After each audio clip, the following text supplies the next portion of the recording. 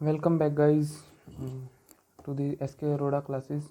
And जैसे कि हमने पहले पार्ट 1 में देखा है कि हमने ये सारे मीनिंग कवर्स कर लिए थे, ठीक है। तो बैंक रिकन्सिलेशन के सेकंड पार्ट में हम ये देखने वाले हैं कि जो बैंक की रिकन्सिलेशन है, रिकन्सिलेशन मतलब अपने को मैचिंग करनी होती है cash book of bank column with bank passbook, यानी कि बैंक की पासबुक के साथ कैश बुक में जो बैंक बैलेंस आ रहा है उसको मैच करना होता है, ठीक है। तो पहले तो हम ये देखना चाहते हैं कि रीज़न क्या है जिससे वो बैलेंस अलग अलग होते हैं, ठीक है। तो उसी तरह हम रीजंस ऑफ डिफरेंस देखना चाहेंगे, ठीक है। तो रीजंस ऑफ डिफरेंस में क्या क्या चीज़ें हैं, तीन रीज़न है मेन। तो first one is timing and second one is transaction and third one is errors, okay. तो हम एक एक करके ये टर्म्स को देखते हैं। टाइमिंग में किस तरह से दोनों में बैलेंसेस का फ़र्क हो जाता है, ठीक है जी। शुरू करते हैं।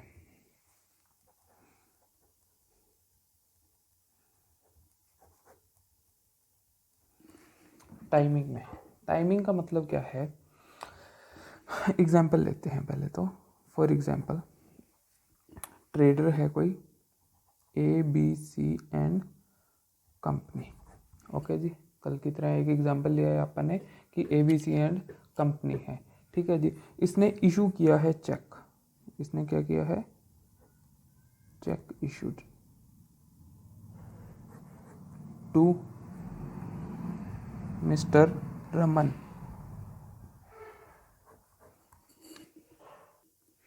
चेक इशू किया है to Mister Raman, okay, for any payment. तो होगा क्या, ये ABC एंड कंपनी की बुक्स हैं, कैश बुक है, ठीक है। मान लीजिए ये बैंक कॉलम है, इसने पेमेंट करी तो क्या लिख दिया होगा, बाय रमन से 5,000 रुपीज़। तो क्या आ जाएगा यहाँ पे 5,000 कि मैंने पेमेंट कर दी है, ठीक है जी। कि कैश बुक में क्या आ जाएगा कि मैंने 5,000 की पेमेंट कर दी है। लेकिन जो रमन के पास चेक पहुंचा, ठीक है जी, रमन के पास चेक पहुंचा, तो क्या उसने फॉर एग्जांपल चेक इशू किया है, डेट है इसकी 10 मार्च 2021, ठीक है। तो रमन को चेक मिला 10 मार्च 2021 को, ठीक है। तो क्या इसने 10 मार्च को बैंक में लगाया,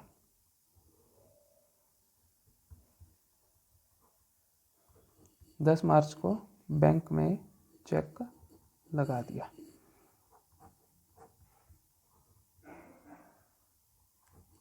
ठीक है। आपको भी पता है कि जब चेक की प्रोसेसिंग होती है तो अगर सेम बैंक का होता है फिर तो सेम डे हो जाती है रिकवरी। अगर सेम डे का नहीं हो, सेम बैंक का नहीं होता है तो उसमें कम से कम 3 to 4 डेज लग जाते हैं नॉर्मली, ठीक है जी। तो जब देखा आपने कि 3 से 4 दिन हो गए हैं, ठीक है, तो उस टाइम पे जो ये मान लीजिए ABC एंड कंपनी की पासबुक है, ये मान लो चेक क्लियर हुआ है 14 मार्च 2021। तो बैंक की पासबुक में 10 मार्च को क्या डेट, 10 मार्च को क्या डेट आ रहा होगा, जो अपने मतलब कि बैलेंस पहले का चल रहा होगा, ठीक है। और 14 मार्च को क्या एंट्री होगी, विड्रॉल की अमाउंट 5,000, ये उसमें माइनस हो जाएगा, ठीक है। तो अब देखिए कैश बुक में तो अपन ने 10 तारीख को ये एंट्री कर दी, लेकिन पासबुक में एंट्री कब हो रही है, 14 मार्च को, यानी कि डिफरेंस आ गया है किस चीज़ का, मतलब 5,000 रुपये का डिफरेंस आया 10 मार्च की तारीख को, ठीक है। तो इसे कहते हैं टाइमिंग के कारण मतलब कि मिसमैच हो जाना। फर्स्ट वन क्या था अपना, टाइमिंग था। फर्स्ट रीज़न समझ में आया, ऐसा हो सकता है, ठीक है जी। अब दूसरी बात आती है ट्रांजैक्शन। ट्रांजैक्शन में हम क्या देखते हैं कि बहुत सारी ट्रांजैक्शन ऐसी होती है जो बैंक अपने आप करता है, ठीक है। जैसे कि ट्रांजैक्शंस में ਆਪਾਂ देखते हैं क्या आता है।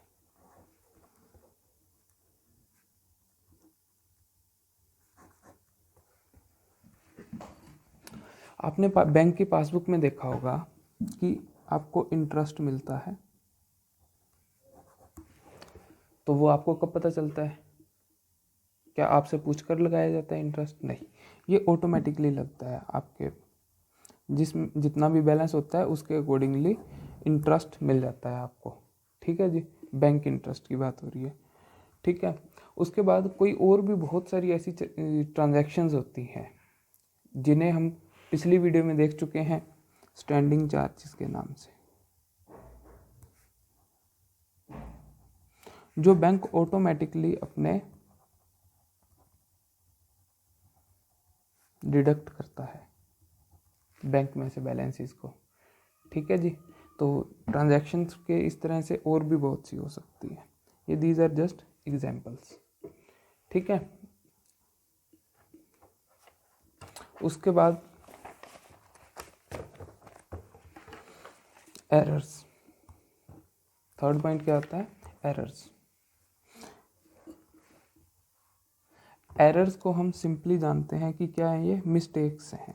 एरर्स क्या है? मिस्टेक्स हैं। मिस्टेक किसके थ्रू हो सकती है? फर्म में बी बैंक, बट बहुत कम चांसेस हैं कि बैंक से कोई भी ट्रांजैक्शन में एरर हो जाए, क्योंकि आजकल सारा जो भी मतलब ट्रांजैक्शंस होती है बैंक में वो ऑटोमेटिक होती हैं। ठीक है जी, तो बैंक के एरर होने के चांसेस बहुत कम है, लेकिन फर्म के चांसेस ज़्यादा हैं। एरर कैसे हो सकते हैं? जैसे error of omission. Error of omission, omission का मतलब क्या है? भूल जाना। ठीक है, सेकंड एरर ऑफ कमीशन।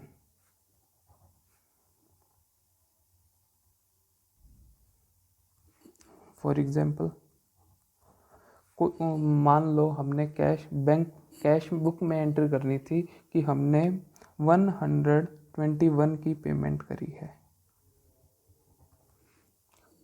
लेकिन अकाउंटेंट गलती से उसे क्या लिख गया? 211 और लिख गया 112, यानी कि इससे मिलते जुलते, तो एरर ऑफ कमीशन।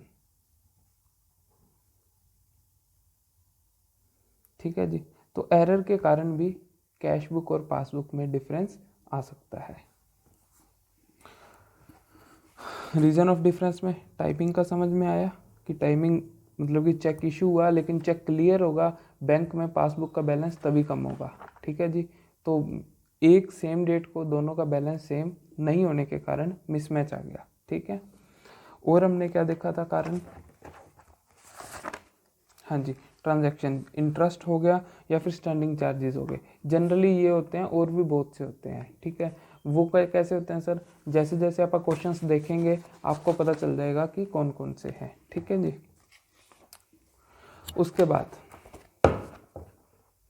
उसके बाद कुछ टेक्निकल चीज़ें, ठीक है, वो देखते हैं आपके जो मेनली क्वेश्चंस में आती ही आती हैं। Cheque issued but not presented for payment.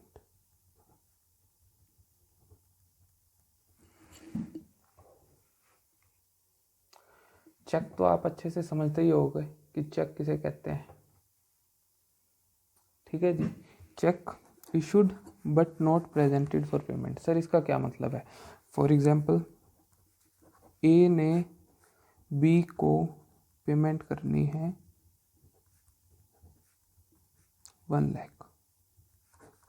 इसने ए ने बी को क्या दिया? चेक। चेक के ऊपर आपको पता होगा कि चेक कैसा होता है। यहाँ पे साइन होते हैं, यहाँ पे ऊपर डिटेल होती है बैंक की, यहाँ भी हो सकती है, यहाँ पे डेट होती है।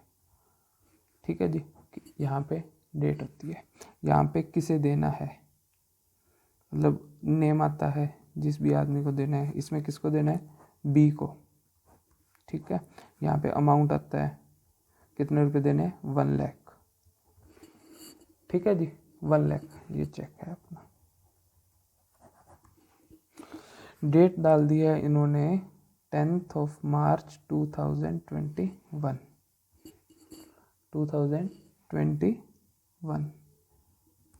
ठीक है जी, 10 मार्च 2021।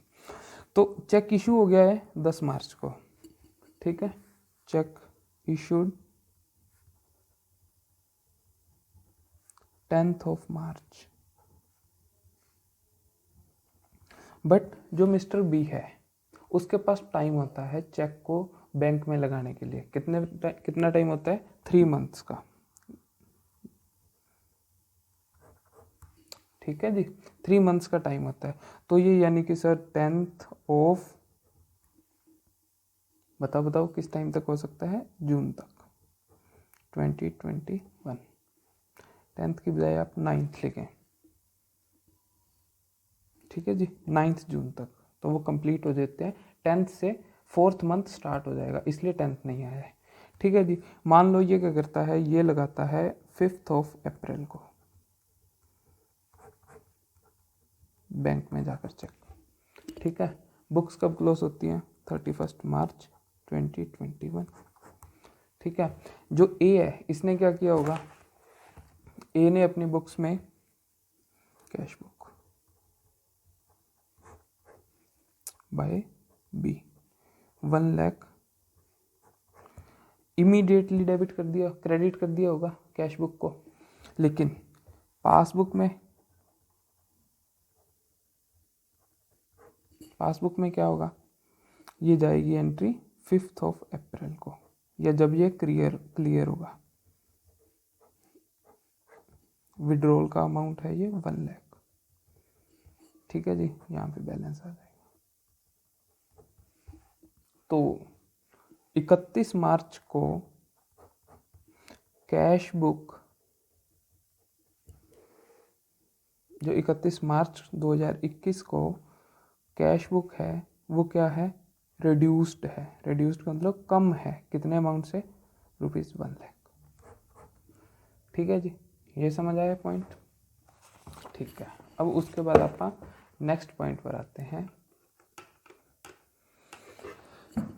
Check deposited with the bank but not cleared.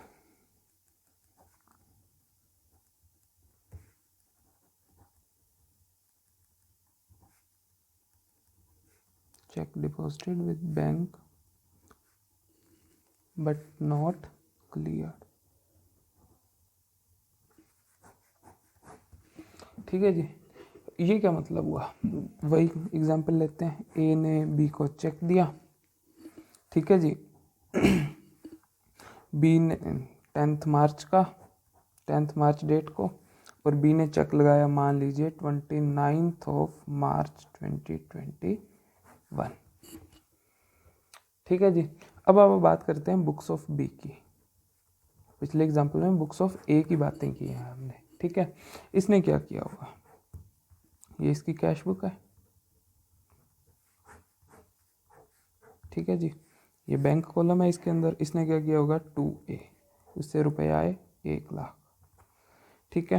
कितनी डेट को की होगी ये एंट्री? 10 मार्च, ठीक है। कितनी डेट को की होगी ये? 10 मार्च। सॉरी, ये फोकस से थोड़ा सा कम हो गया था, हाँ जी, ठीक है। 10 मार्च की ये एंट्री हो गई है। तो लेकिन पासबुक में एंट्री कब होगी? When the cheque will clear by bank, ठीक है जी। मान लो चेक क्लियर हो रहा है आपका, आपने चेक लगाया है 29 मार्च 2021 को, चेक क्लियर हुआ है 4 अप्रैल 2021। तो बैंक की पासबुक में एंट्री कब आएगी? 4 अप्रैल को, ठीक है। उसी तरह जैसे ए का बैलेंस कम हुआ था लेकिन बी ने इमीडिएटली एंट्री कर ली थी, ठीक है, 10 मार्च को। तो अब बी का बैलेंस क्या है? कैश बुक में इंक्रीज्ड है, रिड्यूस्ड नहीं है, इंक्रीज्ड है बाय ₹1,00,000। ठीक है जी। ये आपको क्वेश्चंस के अंदर सब दिखाई देने वाले हैं कि किस तरह से ये क्वेश्चन में यूज़ होती हैं टर्म्स, क्योंकि इनके कारण बैलेंस मिसमैच हो रहे हैं। ठीक है। और उसके अलावा और क्या क्या कारण हो सकते हैं? नंबर 3 है interest allowed by bank, allowed oblique paid and received by bank।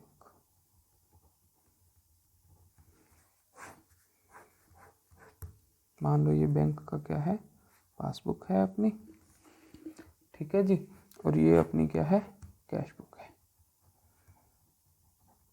ठीक है। फॉर एग्जाम्पल हाइपोथेटिकली लेकर चल रहे हैं, हमारे पास बैलेंस है 1,00,000 का ओपनिंग, तो ओपनिंग बैलेंस 1,00,000, दोनों में सेम चल रहा है जी।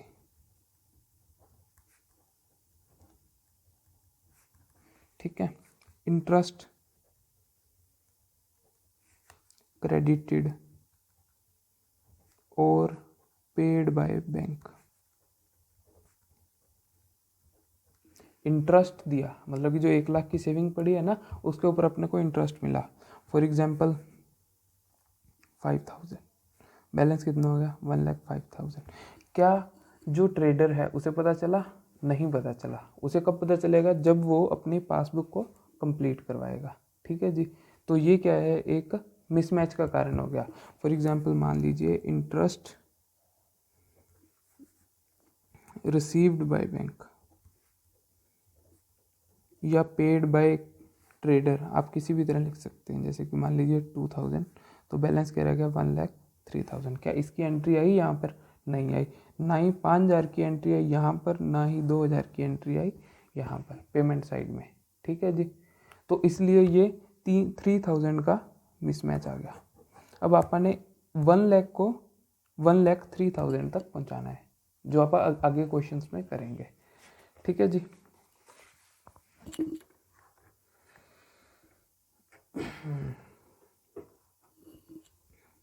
उसके बाद एक और पॉइंट रह जाता है जो मेन है अपना 4th point, direct payment.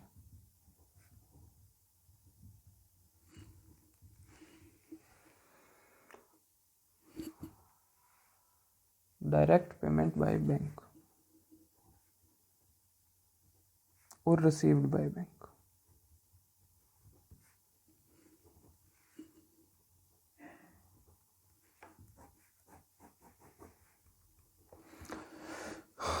For example हमारा एक कस्टमर है जिसका नाम है जेड। ठीक है। जेड ने क्या किया, जेड ने हमारे अकाउंट में paid directly in are account, account का मतलब बैंक अकाउंट। ओके। जेड ने डायरेक्टली पेमेंट कर दी 50,000 की, और हमें कानो कान भी खबर नहीं हुई।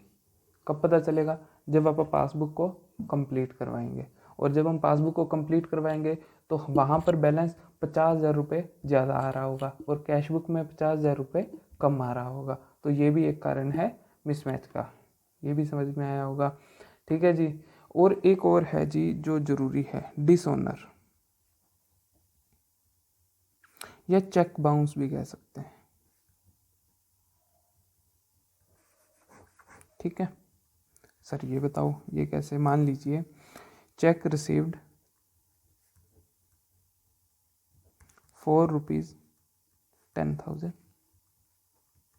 ठीक है जी, 10,000 हमने क्या किया, cheque deposited into bank. Date ले लीजिए, ये 10th मार्च को आया है, और हमने 15th मार्च को चेक को क्या कर दिया है, डिपॉजिट कर दिया है इनटू बैंक।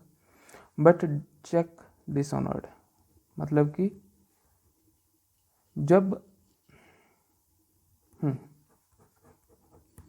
मान लीजिए ये जो चेक आया है ये आया था मिस्टर माल्या के नाम से। आप ये समझ सकते हो कहाँ से आया था, ठीक है जी। तो माल्या से आया है और उसके बैंक में पैसे थे नहीं। जब हमने चेक लगाया तो बैंक वाले ने क्या कहा कि भाई साहब पैसे तो है नहीं, ठीक है जी। तो अब क्या होगा, अब ये होगा कि हमारे बैंक में पैसे आए नहीं, लेकिन कैश बुक में हमने क्या कर रखा है, टू माल्या करके हमने तो लिख दिया कि 50,000 10,000 रुपये आ गए हैं, ठीक है। तो इससे हुआ क्या, मिसमैच आ गया 10,000 रुपीज़ का। कैसे कि जो अपने कैश बुक का बैलेंस है वो इंक्रीज्ड है, बट पासबुक में कोई भी बैलेंस माल्या के नाम से नहीं आया, ठीक है जी। तो ये भी एक मिसमैच हो गया है, ठीक है। तो आज का हम देखते हैं, आज हमने क्या क्या कुछ कवर किया है। हाँ जी, हमने सबसे पहले तो रीजंस किए, रीजंस फॉर ऑफ डिफरेंस, मतलब कि बैंक अकाउंट और कैश बुक में क्या क्या डिफरेंस आ सकते हैं। टाइमिंग का कारण हो सकते हैं, ट्रांजैक्शंस एरर्स। टाइमिंग को आपको बताया, चेक इशूड किया लेकिन उसने जो लेट डिपॉजिट करवाया, ठीक है जी। उसके बाद ट्रांजैक्शंस बताई, इंटरेस्ट है जो ऑटोमेटिकली कर रहा है, बैंक ले रहा है या बैंक दे रहा है अपने को इंटरेस्ट, ठीक है जी। स्टैंडिंग चार्जेस हैं, उनके बारे में भी ये आपको आगे डिटेल में भी बताए हैं। डायरेक्ट पेमेंट कर दी किसी पार्टी ने, ठीक है जी। और उसके बाद हमने क्या कहा कि इंटरेस्ट अलाउड और पेड, ये डिटेल में भी समझ लिया है आपने, ठीक है जी। उसके बाद हमने कुछ ज़रूरी टॉपिक्स किए, check deposited but not cleared, इसके कारण डिफरेंस आ रहा था। Check issued but not presented for payment, इसके कारण भी कैश बुक रिड्यूस्ड हो रही थी, ठीक है जी। और उसके बाद एरर्स भी देखे थे हमने कुछ, कि एरर्स किन के कारण हो सकते हैं, अमीशन और कमीशन के, ये एरर्स वाले चैप्टर में आता है, ठीक है। तो यहाँ डिटेल में नहीं करवाया गया है, ठीक है जी। तो आज के लिए बस इतना ही। Thank you, have a nice day. पढ़ाई करते रहें।